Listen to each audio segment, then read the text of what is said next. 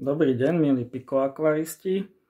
Dovoľte, aby som vám do roku 2024 poprial mnoho osobných, pracovných úspechov, ale hlavne akvaristických úspechov, aby akvaristika, toto krásne a jedinečné hobby, vám prinášalo málo finančných strát a veľmi veľa radosti a spokojnosti. Úvodom nového roku by som chcel ešte urobiť takú krátku rekapituláciu a pripomenúť niektoré dôležité informácie. Ja som si totiž prezeral všetky svoje videá, ktoré som doposiaľ nahral, a zistil som, že moje tempo reči je veľmi pomalé, a to z dôvodu, že sa snažím hovoriť naozaj čo najrozumnejšie, vyberať slova, pretože točím bez strihov a chcem, aby ten obsah bol čo najviac hodnotný. A zistil som, že sa to dosť ťažko počúva, preto kto by mal s tým problém a ho to uspávalo, tak ako mňa, môže si prepnúť na YouTube rýchlosť prehrávania na 1,5, 1,75 a vtedy to video dostane celkom iný raz a to tempo reči je potom také oveľa prirodzenejšie, ako by malo byť. Dlhšiu dobu som sa neprihovoril s novým videom, mal som dosť dlhú dobu problém s hlasivkami, takže sa nedalo, ale o to viac by som chcel v tomto roku 2024 niečo nové priniesť. Tiež chcem pripomenúť ešte, že vizuál mojich videí je teda dosť amatérsky, nepoužívam žiadnu špeciálnu filmárskú techniku, ale zase sa snažím, aby ten obsah bol prínosný, a ja som sa veľmi veľa naučil práve z videí, ktoré neboli zamerané na vizuál, kedy je často obsah dosť pochybný, ale naopak z videí, ktoré sú veľmi jednoducho točené, ale naozaj informácie sú veľmi, veľmi hodnotné.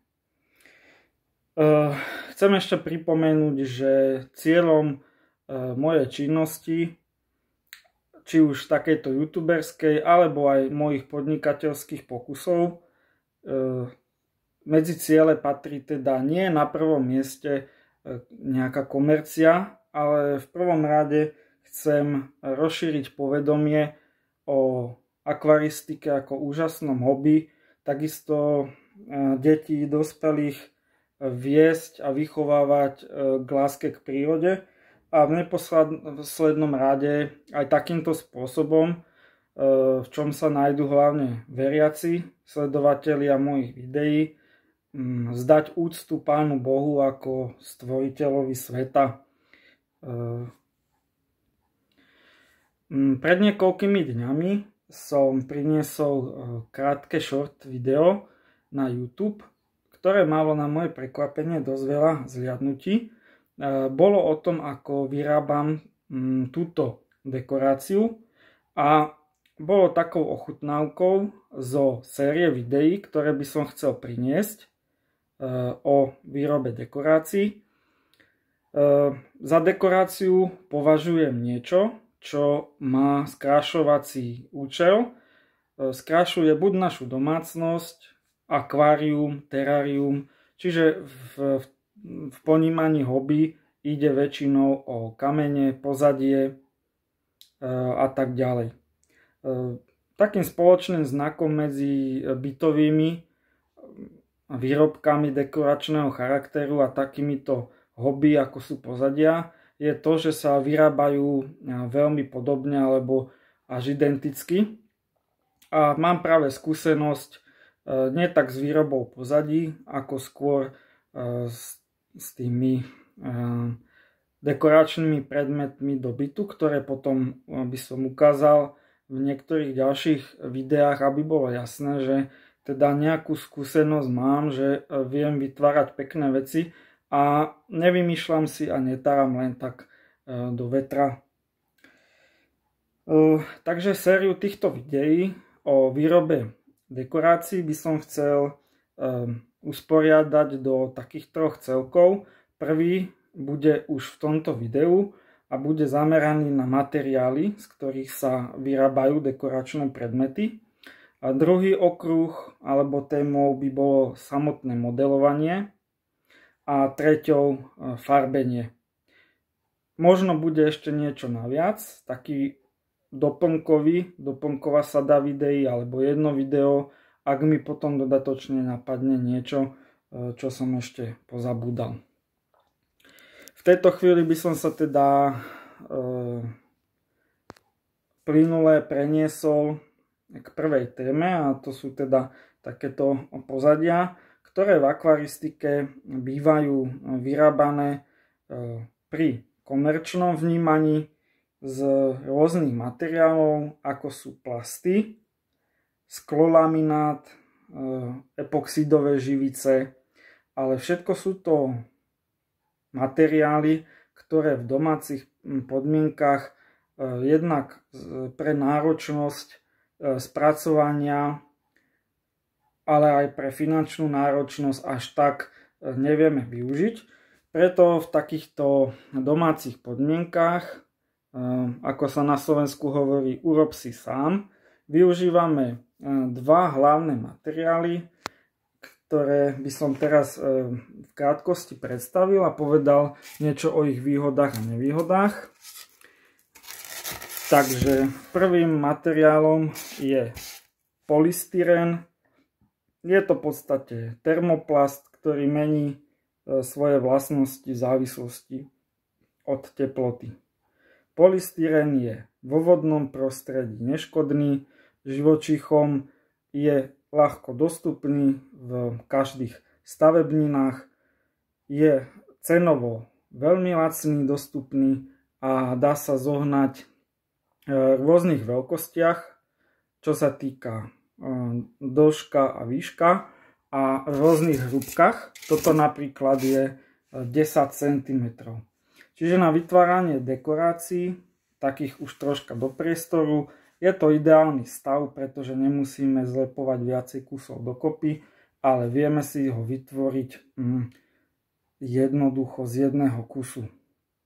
Potom okrem rozmerov je polystyrén dostať aj v rôznych tvrdostiach. Toto je taký základ.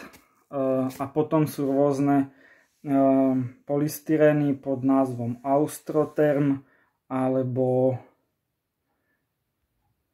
Styrodur, ktorý je zo všetkých najtvrdší. Samozrejme potom tam stúpa aj tá cena. Ale na výrobu pozadí, ktoré majú potom ešte na sebe vrstvu, ktorá tiež môže byť rozličná, ako základ, ako to jadro alebo tá kostra, bohato postačuje aj takýto lacný polystyrén. K nevýhodám polystyrénu je spôsob jeho opracovania, hlavne v domácich podmienkach. Ako náhle začneme polystyrén rezať, tie guľôčky a úlomky sú veľmi ľahké a sú všade. Čiže je z neho naozaj veľký neporiadok. Preto by som odporúčil opracovať polystyrén s nástrojom, ktorý je na to určený, a to je rezačka na polystyrén, ktorú by som teraz veľmi v krátkosti predviedol. Ako som hovoril, toto je rezačka na polystyrén, ktorá je funkčná a pripravená už do niekoľkých sekúnd alebo desiatok sekúnd od zapojenia do elektrickej siete. Obsahuje vždy na konci takýto drát alebo kovové zakončenie. Tých nástavcov, ktoré sa dajú odpojiť v tejto časti, je v balení viacero. Konkrétne v tomto balení sú 3. Ale na rezanie je najlepší drôt. Predvediem po zohriati, tento drôt je horúci na dotyk, ale nie je nebezpečný a Polystyrén sa dá naozaj rezať takto jednoducho. No, odpadne nám takýto kúsok. Nie je z toho toľko neporiadku, ako keď režieme nožom. Chce to ale trocha prax a naozaj polystyrén sa dá, zaostrím si, polystyrén sa dá opracovávať do najmenších detailov týmto spôsobom. Cena takéhoto rezača na polystyrén je okolo 20 € a odporúčam ho každému kutilovi, pretože prácu veľmi uľahčuje a určite je poznať aj potom kvalitu toho výsledku. Druhým typom materiálov, ktoré sa využívajú pri vytváraní dekorácií, je polyuretán. Polyuretán je materiál budúcnosti, dá sa povedať. Poznáme ho pod skratkou PU alebo PUR pena, pretože najčastejšie sa používa v stavebníctve v podobe peny, ale je možné používať tento polyuretán aj inými spôsobmi, napríklad tekutý a tak ďalej. Je to materiál, ktorý je veľmi dobre opracovateľný, pomerne pevný, veľmi ľahký a takisto je mnohokrát odskúšané, že vo vodnom prostredí neškodný pre živočíchov. Kto by chcel mať úplnú istotu, môže siahnuť po montážnej alebo purpene, ktorá je označovaná názvom studniarska a má certifikát pre styk s pitnou vodou, kde je 100% istota, že nemôže dojsť k nejakej škodlivosti, čo sa týka akvarijných živočíchov. Purpenu je možné zakúpiť tzv. Trubičkovú alebo pištolovú. To je, čo sa týka prevedenia. Potom ešte, čo sa týka rozťažnosti, je prvý typ montážna pena alebo nízkoexpanzná. Nízkoexpanzná znamená, že po nastriekaní pena tuhne, ale nerozťahuje sa, nezvyšuje svoj objem, kdežto tá pena, ktorá je pod názvom montážna, tak tá niekoľkonásobne zväčší svoj objem. Pri manipulácii treba byť maximálne opatrný, používať bezpečnostné pomôcky a pre purpenu je charakteristické, že je veľmi lepkavá a ťažko sa odstraňuje či už z kože alebo z iných materiálov. Hlavne nepanikáriť a počkať, kým stuhne. Čo sa týka ešte tej formy aplikácie, k tomu by som sa rád vrátil viac.